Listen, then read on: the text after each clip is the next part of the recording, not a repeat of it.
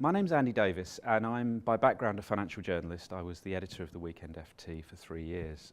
Nowadays, I write on business, finance and investment, and I'm the editor of Informed Funding, which is a site we're building to help growing companies understand the range of choices they have to raise finance and invest.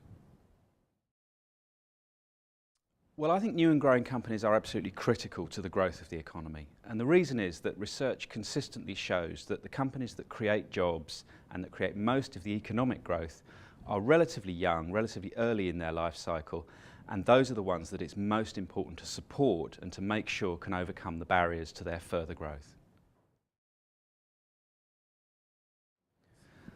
I think any government coming into office this May has a number of challenges in supporting business. The economy is in a difficult situation. It is growing, but it's not growing as well as we would like it to be. So companies are going to find conditions quite challenging.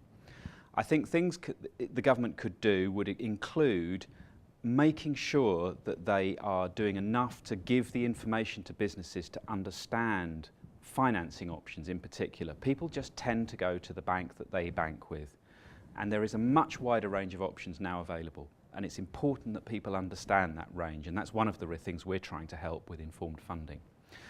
I think also another thing I would say is that the government needs to make more effort to try to identify the companies that are going to grow.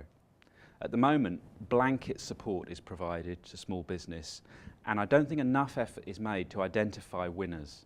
It's very hard to pick winners, but if you can identify companies that are going to grow and are growing early in their life and support them, they will create more employment than the overall group of small business.